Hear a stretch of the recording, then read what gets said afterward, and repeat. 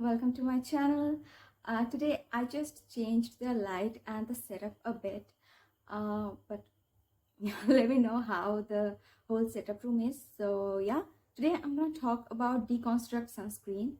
So without any further ado, let's get started. This is how the packaging and all looks. It is fairly, I would say, an affordable sunscreen, because for 50 gram you only need to pay $3.49, but it is not the most favorite sunscreen of mine till now. So yeah, I'm gonna talk about all the facts and all the ingredients. So yeah, let's do it. Analyze the ingredient list. So when it comes to sunscreens, I only prefer the UV filters and some soothing factors that it will nourish my skin and as well as protect my skin too.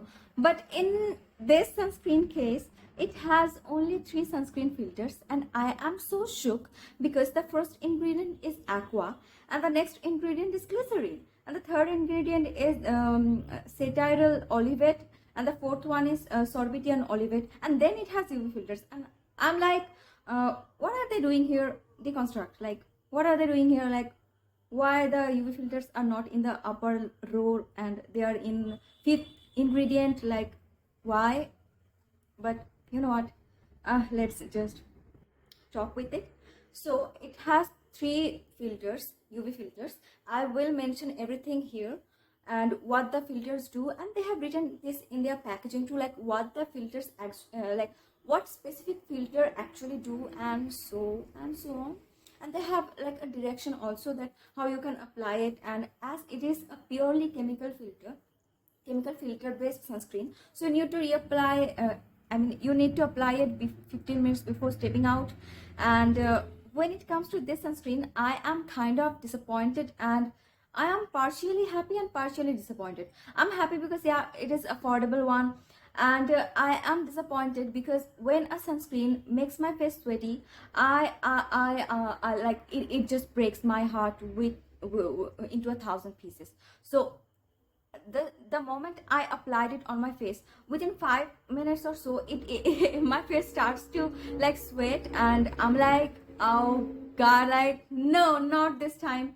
I'm so choosy when it comes to my sunscreen picks, but someone suggested me to try this as it is an affordable option. But you know what, benzophenone, sometimes it irritates my eye area, but in this packaging it did not irritate my eye area at all. So yeah, I am super happy because of this. When you see the texture, it has like this thick frosty, like a thick whipped cream, or the moussey kind of texture, and the texture is like literally it literally feels like a mousse foundation. And this kind of texture, like I have never used this kind of texture on my face before. Like this is my first time using something in this texture, so this is so cool. I think yeah, this is literally so cool. But if you are thinking of applying this sunscreen and then reapplying this sunscreen, then I'm gonna say this is not a good option. Like this is not a best option for you, because this is, as it is so thick, and as soon as you rub it on your face, it just starts to become cloudy and whitish. But when you blend it, the whiteness kind of goes away. But if I think the quantity that I need to, like, that is 1/4 teaspoon, I need to apply it on my face. If I take that amount of sunscreen, trust me, it gives me a hard time to like blend my sunscreen properly on my face, and it just makes my face like bhutia. But after blending it, the bhutianess goes away, I know, but still they are written here that it is lightweight and gel formula. It is not gel formula, like literally, yeah, it might be lightweight for some people, like if you have dry skin, then I think you might find it dry, lightweight, but it's like not gel. Like don't do this, because it is not a gel sunscreen, and don't like write it the gel thing. Don't write this. Again, the next point is it has only PA3 plus. I know that the price is only $3.50, and I bought it from Sublime Life, and I like it costed me I think $2.50.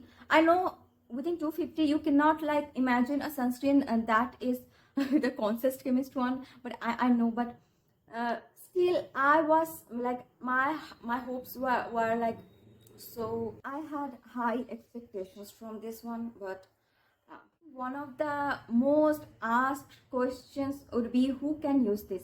Trust me, girl, if you are a dye screen person, forget about buying this, because my skin is oily combination. But when I use this, like it just makes my it made my face too stretchy and too dry. I don't know, like and then the next time I used it, I use a proper hydrating toner, and then I use a really hydrating moisturizer. Like when I use sunscreen in the daytime, I sometimes skip my moisturizers, because nowadays brands are making sunscreens that has ceramides in it, then that has niacinamide in it, hyaluronic acid in it. Like they are a sunscreen as well as a moisturizer.